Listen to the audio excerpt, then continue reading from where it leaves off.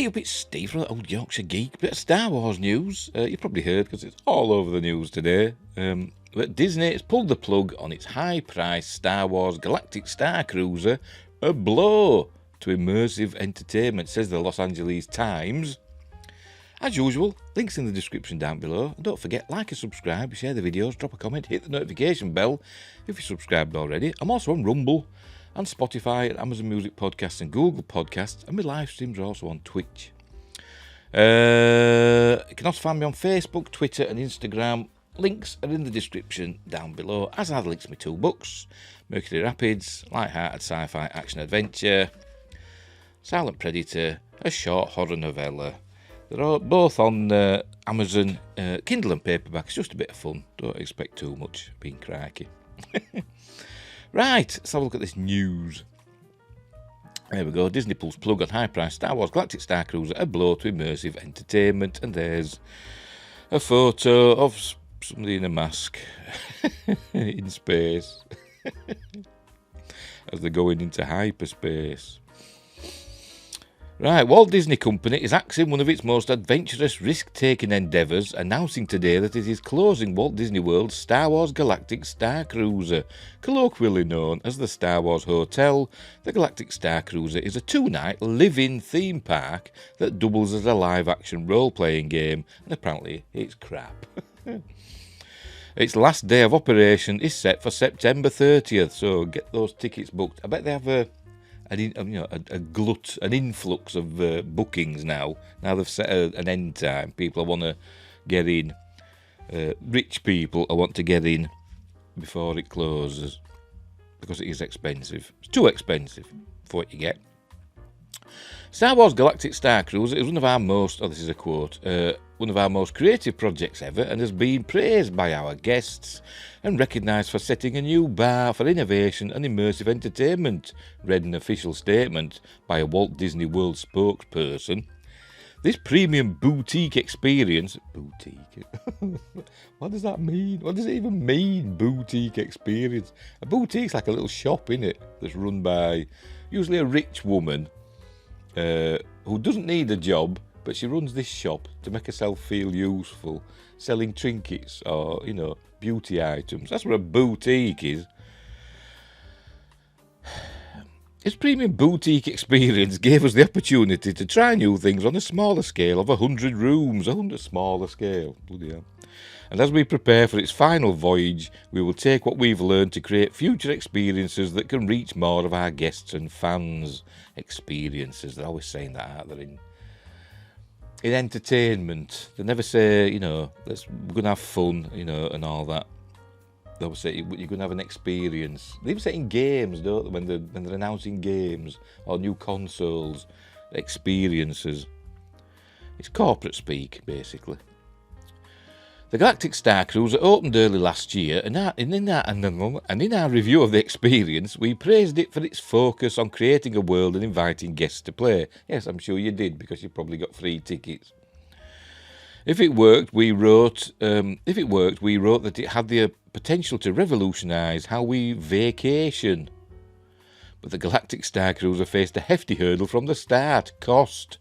2 night stays for 2 people started at around $5,000, with prices increasing from there based on the number of guests or amenities added. A family of 4 would need to spend about $6,000 for the 2 nights. They're also like up to $20,000 it could cost if you went for the all bells and whistles, and God knows what you got for $20,000. The move appears to be purely a business decision, as Disney stressed that the Galactic Starcruiser was one of its most highly praised experiences in terms of guest satisfaction ratings. Well, they're gonna rate it highly, aren't they? They just paid all that money, they're not going to say it was crap. But the Starcruiser was also said to be immensely costly to operate, primarily because it employed a cast of about a dozen core actors who had to perform and interact with guests in full-day shifts. And there's another photo of, it'd be a First Order officer and a stormtrooper. Son's helmet. And I can't remember what species they are.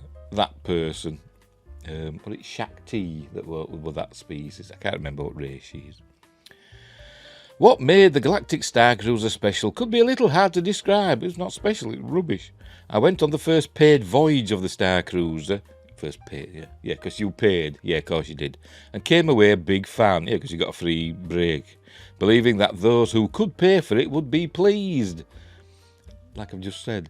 The experience I wrote was arguably the most ambitious tourism project undertaken by the Walt Disney Company since the creation of the original Disneyland, as it simulated spaceflight and put guests at the centre of a giant living video game.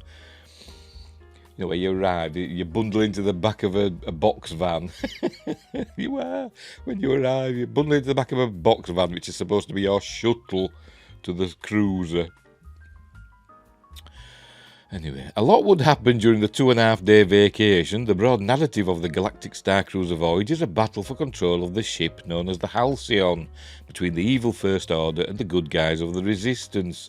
There are subplots, among them an alien romance, a would-be scoundrel who has items to steal, a droid with sensitive info, of course, an attempt to rescue Chewbacca, and a day-long quest to swipe a TIE fighter, which includes scenes featuring famed droids R2-D2 and C-3PO, obviously. Throughout the ship are multiple entry points for engagement. Bartenders make small talk that includes tales from their home planet, all while pretending a spicy drink with lava may actually explode. Oh yeah, that sounds fun. Your room, with no view to the real world outside, is outfitted with high-tech monitors that simulate space windows. Probably like that episode of Star Trek Enterprise where they tried to trick somebody that they were on the shuttle. Through the windows, it was just a screen with stars outside. But that went wrong because the screen fritzed. I wonder if that happened in this.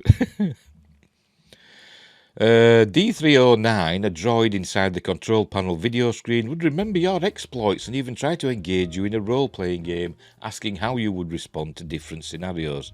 I don't think it would remember your exploits. There's probably only so many things you can do to remember those. Well, it won't remember it. It'll just have those selections, you know, scenario A, B, or C. Its primary influences are participant.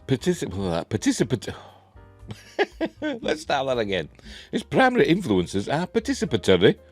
We got there. Theatre, especially New York's Sleep No More, and the stalwart tabletop game of imagination and fantasy that is Dungeons and Dragons. There's another photo showing a fleet outside. I bet it doesn't actually look like that when you're on it. Bet it doesn't. Bet it doesn't. It's also now the latest theme park casualty that has attempted to rely on actors and immersive play-like experiences. That word. Star Wars Galaxy's Edge, the theme park land at Disneyland and Walt Disney World, was itself pitched as a sort of living game, but has never fully realised that potential as there are limited actors to provide a game-inspired narrative. Disneyland has experimented with live-action role-playing games, namely the short-lived Legends of Frontierland, which ran in the summer of 2014.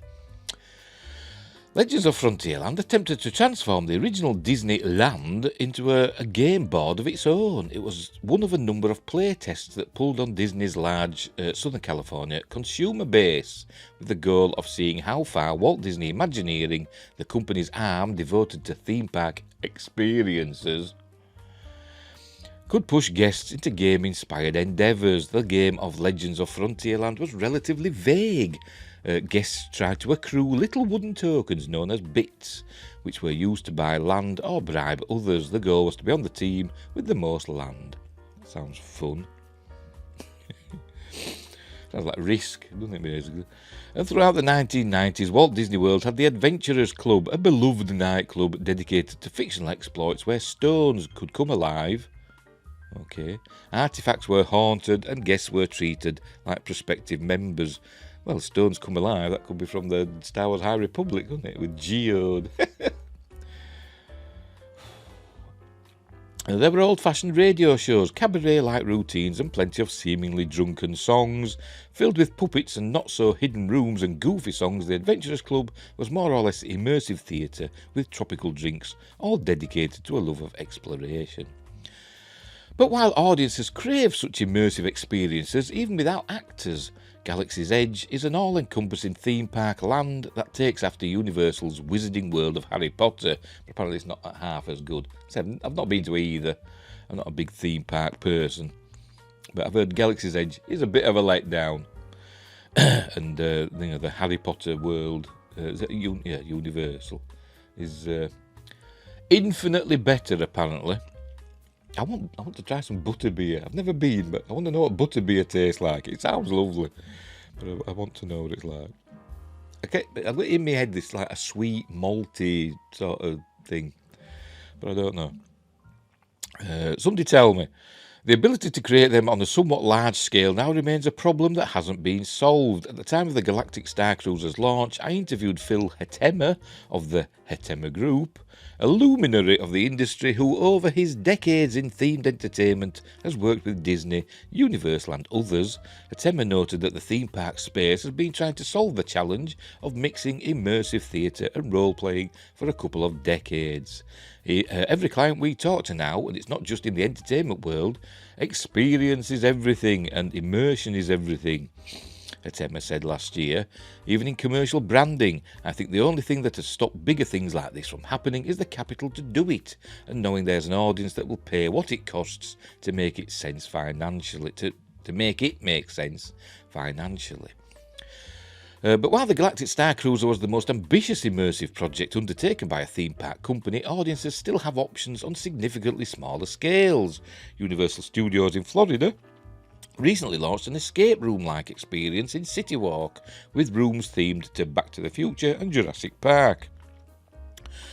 And then there's Meow Wolf, which will this summer open its fourth location outside of Dallas. Meow Wolf focuses on immersive art, but has increasingly been adding narrative to its installations, lending its spaces a borderline theme park for the Never heard of it, but there's a link there.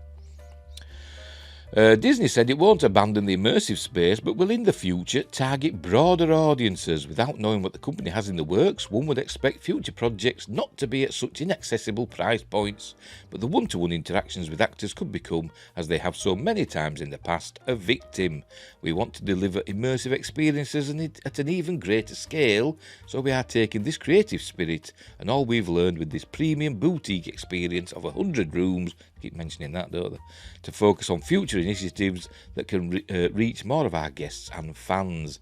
Guests can book one of the final voyages on the Galactic Starcruiser beginning May 26th. There we go.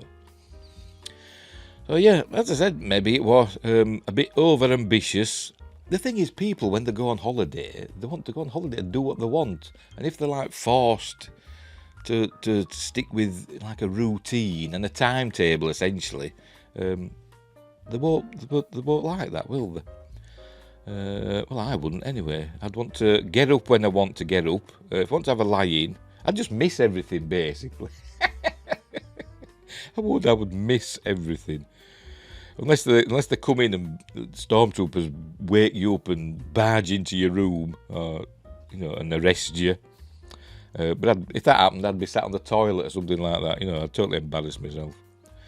But yeah, so it's closing in September. I'm sure they'll rejig it and turn it into something else. Maybe it'll be, a similar sort of thing, a Star Wars hotel, but cheaper and with a bit more wiggle room for you to do what you want. I bet that's what they'll do. Because I can't see them spending all that money and then just mothballing it. They'll do something with it. They'll have a plan. Right, we'll leave it there. So I just thought I'd share that. We will leave it there. So, thanks for watching, and wherever you are, look after each other, and until next time, I'll see thee.